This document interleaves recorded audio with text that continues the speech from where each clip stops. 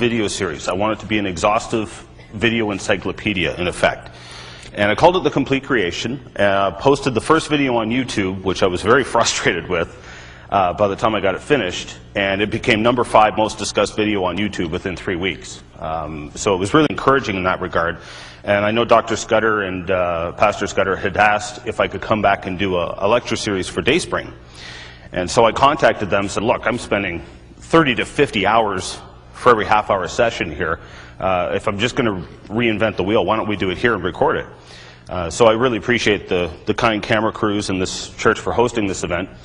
And I'm going to start off where I started with the original video, and that is just, number 1, what is creation and evolution, and who cares? I'm a very practically minded person, and even with Christianity, if your Christianity, where does your Christianity cause your rubber to meet the road? How does Christianity affect your life? If it doesn't affect your life, why are you a Christian? You see? So I want to start off with why it matters, okay? Now, first things first, creation and evolution is an attempt, they're both an attempt, to answer the 4 great questions of life. Who am I? Why am I here? Where did I come from? And where am I going? The 4 great questions of life. Now, evolution attempts to explain this without a creator God. I'm going to justify that statement later on, because there are a number of people out there who believe that evolution can be fit into the Bible, that evolution can be fit into Christianity. I'm going to show you over the next several days why that's just simply impossible. Why that's bad science and bad theology. Okay, it's horrible theology and horrible science. But most people don't stop to think about it, so we're going to cover that. Evolution claims that the universe and planets basically arose from a giant explosion, the Big Bang, some 20 billion years ago. What's a billion years among friends? It's around there, okay? The Earth cooled into a solid ball roughly 4.5 billion years ago. So you had this massive explosion. You had all this molten material floating around space that gradually compressed, cooled into a solid ball, which now became Earth. Life somehow came about from non-life. In other words, life came from a rock. Think of it that way. Via an unknown supernatural process. Now, I offended a whole pile of evolutionists by saying that, okay? Evolutionists believe in the supernatural, they just don't know it. Okay? So again, I'm going to explain that why later when we get into the biology of it. And I'll show you there. I touched on that a little bit last night. It operates on genetic drift and mutations, combined with natural selection, to turn a few simple organisms into the diverse, complex life we see today. So the key points there: genetic drift, mutations, and natural selection. And, of course, this took many, many, many hundreds of millions of years. Evolution is a slow process. And that's where we're going to start today, those old ages. Now, creation, okay, is, of course, known by a number of names: scientific creation, biblical creation, creationism, special creation. It is based on the biblical account of creation, Genesis chapter 1 in the Bible. There are a number of creation myths, as they refer to them as, and we might touch on those a little throughout the series because they're kind of interesting. Myths usually have a basis in reality, and they've been warped throughout the years as it's been handed down generation to generation. It gets changed and modified. Vishnu the fish god, for instance, we're going to touch on that, and I'm going to show you why I'm convinced that Vishnu the fish god was actually Noah, and that they actually made a religion after Noah, and I'll show you why later on. The creator God, whoever this creator God was, I believe it is the Lord Jesus Christ himself. I believe that is who the creator is, named by name in John. The creator God created the universe, the earth, and all life in a literal 6 days, roughly 6,000 years ago. Anybody know how we know it was about 6,000 years ago? Nobody wants to even try, eh? That's okay. You know all those long, boring genealogies throughout the scriptures that you gotta wade through? Why do you think those are there? They're there for a reason. God does nothing by chance. They're there for a reason. It's so we know the history of the world. That's precisely why they're there. And, of course, this is key. You all know the story of Noah and the flood, and we're going to touch on that today. In fact, that's going to be the emphasis of this morning. If there has been a global flood, which according to the Bible happened about 4,500 years ago, we should see evidence for that. That's not a maybe. This is a flood that covered the entire planet. If it happened, the evidence will be there. So is there evidence for it? Oh yeah. Wait till we see it.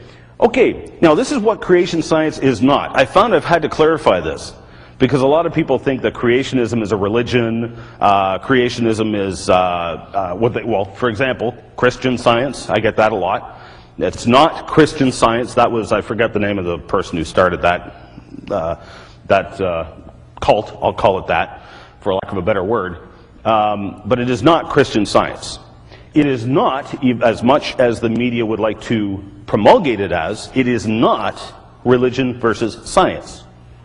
On the contrary, science and the Bible interweave beautifully. And I hope to show you why over the next several days. It is, excuse me, I want to explain what I mean by this. I use the terms evolutionist and anti-creationist. The reason I do that is because the vast majority of evolutionists I've met and I know are wonderful people, good, honest people. They're not closed-minded, they're not stupid. They've just never heard of creation, and they've never heard the other side. And many of those people have attended my lectures, they loved it. They weren't offended at all. It's the anti-creationists, for instance, many atheists use evolution as an excuse. Atheism is their religion, but they can't have a God in their religion, so they have to come up with a way for how did we get here? And evolution is their lame excuse, frankly, to hate God. That's really what it boils down to. I speak by experience there, okay? So there's a difference between evolution and an evolutionist and an anti-creationist. I'm curious, how many people have heard of the Raelians? Nobody. Well, maybe you have to be from Canada to hear about them. They come from Montreal, of all places, figures. The Raelians are, excuse me, a religious group, if you will. In Montreal, you walk into their building and they have a gigantic DNA molecule because they believe that you were engineered here by aliens. And that's where we came from. Now at first, that almost sounds like an impressive answer to the question, where did we come from? It's not. It's actually an intellectual cop-out. It only brings up the question, where'd the aliens come from? So it all boils down to one of two things. Either we evolved or we created. There is no third option. It rules out all other possibilities. Exhausts all other possibilities. Intelligent design has been in the news a lot lately. Intelligent design, I'm going to go into very specific detail as to what it is. Contrary to what Judge Jones said in the Kitzmiller-Dover trial in Pennsylvania a couple of years ago, intelligent design is not creationism in disguise. That is nonsense. And I'm going to justify that statement later on and explain what intelligent design is and why it's important. Lastly, hopefully by the end of this course, your, I'll call it your discernment skills, will be just a touch better. And hopefully I can pass off a few lessons to you I've learned over the few years. The SETI project. Has anybody heard of the SETI project? 1, 2, 3, 4. Okay, so a few of you have. Okay. The SETI project, Search for Extraterrestrial Intelligence. Now this is quite humorous. A lot of hardcore atheists and anti-creationists run around saying intelligent design is not science and it's creationism in disguise. Intelligent design is a scientific tool. And they then turn around and use the scientific tool of intelligent design in their attempt to search for extraterrestrial intelligence by examining space signals coming in from outer space, looking for intelligence in those radio signals. It's hypocrisy. And atheism is just loaded with circular reasoning and hypocrisies like this, where you say it's unscientific on one hand, then turn it around in hopes to prove your case and use it for that. So that's the SETI project. I'll come to all that back later on. Okay, I touched on this last night. What is science? I'll repeat it just real quick. It's testable. That's important. It's testable. It is observable. It is repeatable. It is predictable. And it is falsifiable. I didn't get into too many big words with the kids last night, but I hear a lot of anti-creationists criticize creationists saying, oh, you're just discrediting evolution. Where's your evidence for creation? that shows a misunderstanding of how science works. Science is based primarily on falsifiability. Usually you cannot prove something, you can only disprove it. And if you can't disprove it, it must be true. That is basically one of the main principles of science. So usually, if we're falsifying evolution, we are actually also presenting an argument for creation. The two usually happen at the same time. Okay? If creation is true, we should find life suddenly appearing in the fossil record. If evolution is true, we should find simple to complex life forms gradually appearing from bottom to top throughout the fossil record, and we should find no out-of-place fossils. In other words, we should not find dinosaurs and humans together, because dinosaurs were supposed to have been extinct 60 million years before people ever evolved. So we should not find any evidence that the two ever lived together. As an example, we should find evidence that the earth and the universe is young. Because according to the scriptures, it was all created a mere 6,000 years ago, give or take. Now, just to throw this in, I know that the Seventh-day Adventists believe that the earth and most of the universe is long, but that the cosmos themselves are very old. Okay, I'm not real clear, but I know they have a little bit of a slightly different perspective there. If evolution is true, we should see evidence that the earth and universe are old. We should see, now this is key, I mentioned this last night. In Genesis chapter 1, 10 times in the first chapter of Genesis, it says God reproduced things after their kind. And things reproduced after their kind. So, if creation is true, we should see things reproducing after their kind. If evolution is true, we should see things changing over time. You see the difference there? So these are key evidence, key pieces of evidence. If there's been a global flood, no two ways about it, there should be evidence for it. With creation and evolution, no matter what you believe, both ends are scary, okay? If you believe in evolution, you're dead, you're dead. Well, that's not very fun. If creation is true and there's a God and there's an accountability, if we evolved, well, you got nothing to worry about.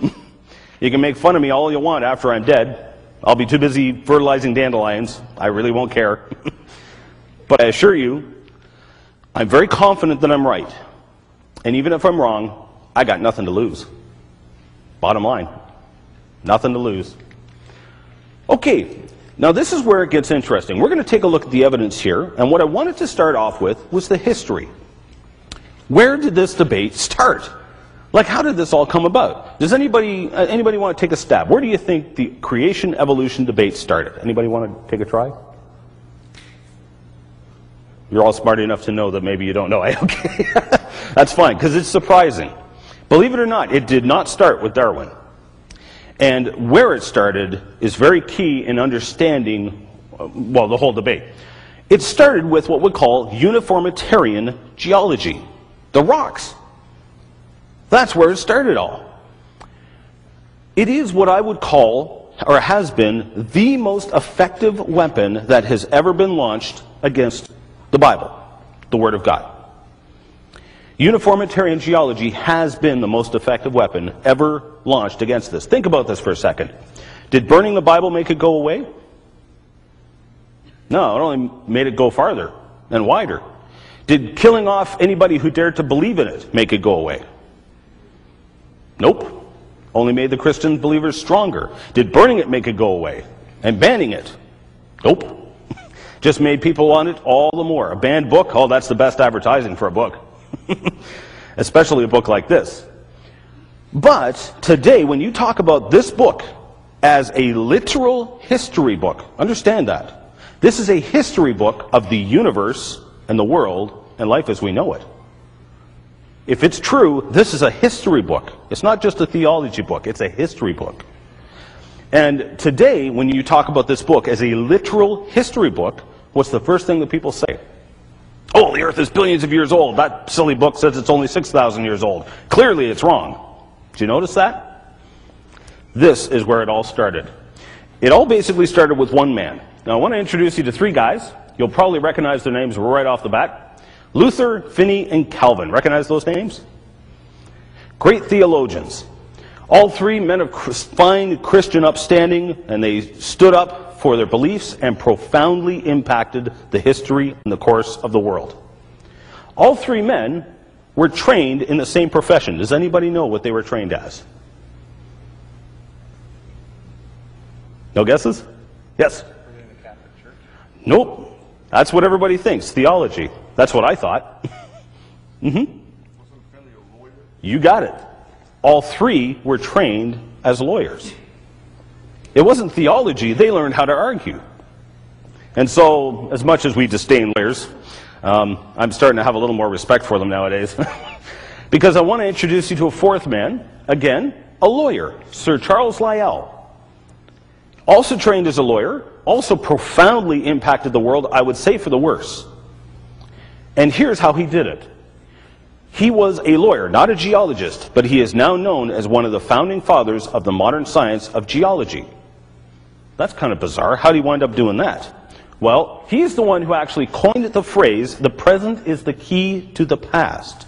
And you may not have heard that phrase before. I'm curious if anybody has. One, two. Yeah, all the older folks. Oh, we got some younger people too. Okay. He coined the phrase, the present is the key to the past. That is a loaded statement. Has anybody seen a global flood recently? No? So the present is the key to the past. That means, in effect, what are you saying? There has been no global flood in the past. Did you catch that? Very, very subtle. Very subtle. But he's a lawyer. That was his tactic. It was a subtle argument. Instead, I would argue, number one, the present cannot be the key to the past. It can't be the key to the past. I'm going to show you evidence why the present can't be the key to the past. I would also argue, and this is from my good friend, Professor Emmy Clark, I would argue instead the Bible is the key to the past. The Bible can be the key to the past, and I'm firmly convinced it is. I'm going to show you why. Let's start off with some kind of dark secrets that Lyell had. We would not have known what Lyell's intentions were, except that after he died, his sister published his private letters and correspondence. And in one of his letters, he wrote to a friend, I had conceived of the idea 5 or 6 years ago that if ever the Mosaic chronology could be set down without giving offense, it would be done in an historical sketch. Let me translate that for you. I came up with the idea 5 or 6 years ago that if ever the history according to Moses, the Bible, could be discredited without offending its believers, I would do it by making up my own history. Did you follow that at all? Let me repeat that. I came up with the idea 5 or 6 years ago that if ever I was to discredit the history according to Moses, I would do it by making up my own history. So we would not have known his intentions. This had nothing to do with science. This had everything to do with one man's religious motivation to discredit this book. And so he spent his life going around the world trying to find evidence to back up his history that he created. And I believe the Apostle Peter actually prophesied Charles Lyell, specifically, and Charles Lyell's great delusion that would come on the end of the world. Specifically in 2 Peter chapter 3, verse 3, knowing this first, in the last days there will come scoffers, walking after their own lusts, and saying, where is the promise of his coming? For since the fathers fell asleep, get this, all things continue as they were from the beginning of creation. For this they are willingly ignorant of, that by the word of God the heavens were of old, and the earth standing out of the water and in the water, whereby the world that then was, being overflowed with water, perished. Get a load of this. The Apostle Peter said that in the last days, scoffers would come saying, all things continue as they were since the beginning of creation. Gee, doesn't that sound an awful lot like the present is the key to the past? Do you see the connection here? And Lyell willingly was ignorant of the global flood. He was trying to discredit the history according to Moses, specifically on the grounds of the global flood. I believe the Apostle Peter actually prophesied Sir Charles Lyell and his great deception that would come in the end of the days. Now, anybody know where that is? Niagara Falls? This is actually Niagara Falls. The reason I have it up there, this is where Charles Lyell, one of the places Charles Lyell visited in an attempt to back up his history. Now, what I find really ironic, a lot of anti-creationists run around criticizing us creationists, saying, oh, you're operating in pseudoscience. You've gone looking for the evidence to back up what you want to believe. Isn't it ironic that that is precisely what Charles Lyell did? So the foundations of geology and the foundations of almost all of the supposed evidence for evolution are founded in their very definition of pseudoscience. Evolution is a pseudoscience. Now, Charles Lyell went to Niagara Falls, and he must have been fascinated by what sure looked to be a really good clock, a geologic clock. When he got there, this is roughly where the falls were, that red dotted line. So basically, if you go to the falls, the water is going over the falls, and if you look in behind, you can actually see that it's eroding out a scour in behind the falls. The reason that is because the hard top is limestone, very tough rock. Beneath that is a softer shale. So the water coming down splashes up, erodes out the shale. You wind up with a cavern in behind, and the falls collapse. And then it erodes that rock away. And so what happens is your falls slowly crawl backward every single year. While Lyell was there, he asked a local resident, he said, how fast are those falls receding? You'll notice that he did not go out and systematically measure the recession rates, as any good scientist would. He asked a local resident. The local resident said, well, I've been eyeballing it between this tree on this side and a tree on the far side, and I would say it's eroding about 3 feet per year. So, did Lyell go and measure it? Nope. Did he use the local resident's ballpark guess? Nope. Instead, what he wrote in his book, Principles of Geology, he assumed the local was exaggerating, and he assumed that the erosion rates were actually 1 foot per year. And so, get a load of this, in his book, what he wrote was Niagara Falls is receding at 1 foot per year. It is 35,000 feet long, therefore, the gorge is 35,000 years old, and the earth cannot be 6,000 years old. He never once mentioned the Bible. Keeping in line with his tactic that he would not offend its believers, he made up his own history. Everyone who read his book, Principles of Geology, concluded that this book was fiction. It profoundly impacted the world. And guess which one of those people, the name of one of those people who got a load of his book? Sir Charles Darwin. Got a hold of his book, Principles of Geology, read it on his voyage on the Beagle, and suddenly Darwin had his old Earth in which to place his evolutionary theory. So, did Lyell's science stack up to scrutiny? Or should I say his fiction? No, absolutely not. Last year, I got a call from, well, I called a good friend of mine, Ian Taylor in Ontario. He's the author of the book In the Minds of Men, which is just coming out with a new edition right now. It should be printed in a week or so. If you get a chance, get a copy. It's a phenomenal book. Heavy read. It's like that thick. It's like 550 pages. But it is just a phenomenal book. Phenomenal book. Very, very well done. I called Ian, and he was quite excited. He said, I was just going to call you. The reason he was excited was because this drawing, the first ever drawing of Niagara Falls, had just been printed in the paper that day. And so he faxed me a copy. I was in Ohio at the time. So I looked at the drawing, and I don't know about you, but it took me a minute to get my head wrapped around this drawing. I'm looking at it going, what on earth? Well, here's how it works. There's Goat Island. This is the American Falls. This is the Canadian Horseshoe Falls. We are on the New York side. That's where the drawing was made from. Now, I went down there with the goal of seeing if I could figure out where this drawing was made from. Within 15 minutes of getting there, the answer became obvious. It was instantly obvious where the drawing was made from, and the Knights of Columbus beat me to it. In 1910, the Knights of Columbus placed that monument right there at Hennepin View. Why did Knights of Columbus and myself both come to the exact same conclusion, this is where Hennepin made his drawing from? Well, it's simple. There's major landmarks in the drawing that are still there today. For example, this is Prospect Point. This is, notice the curve in the river with a major outcrop just before a major landing. That major landing is where the Maid of the Mist launches from today. So if you go and look for yourself. The drawing is right there on display. You can stand on the shores of the Niagara Gorge and look at the evidence for yourself. Here's Prospect Point. Now that collapsed in the 50s. It's been reconstructed, but that is essentially what it looked like. Over on the Canadian side, we're now on the Canadian side looking north down the river. There's the curve in the river, there's the outcrop of rock, and there's the landing which Maid of the Mist launches from. It's the only landing in the whole area. It's obvious where the drawing was made from.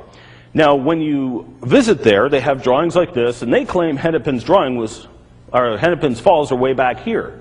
They assume that Hennepin was exaggerating or drawing by memory. Can't be. It's too accurate. Instead, I would place Hennepin's drawing as having the falls way over here. Now, here's an aerial view. Here's where I place the falls during Hennepin's time. Here's where the falls are currently. So if we do the math, and remembering that in the past 50 years there has been essentially no erosion of the gorge, because they've put all kinds of water around the falls for hydroelectric projects. They've also deliberately reinforced the gorge so it won't erode anymore. Okay, they're trying to keep it from collapsing. So the past 50 years there has been essentially no erosion, is what I'm saying. In 270 years, the erosion has been an average, if my assumptions of Hennepin's drawing are correct, an average erosion of 12 feet per year. Was Lyell's number of 1 foot per year accurate? Hardly. Even today, before they built the hydroelectric projects, they measured the erosion rates, and it was 5 feet per year. Even that brings it well within the time frame of the 4,500 years of Noah's flood. Lyell's work was fiction, yet everybody who read Lyell's book thought it was the Bible that was fiction. It was a great deception.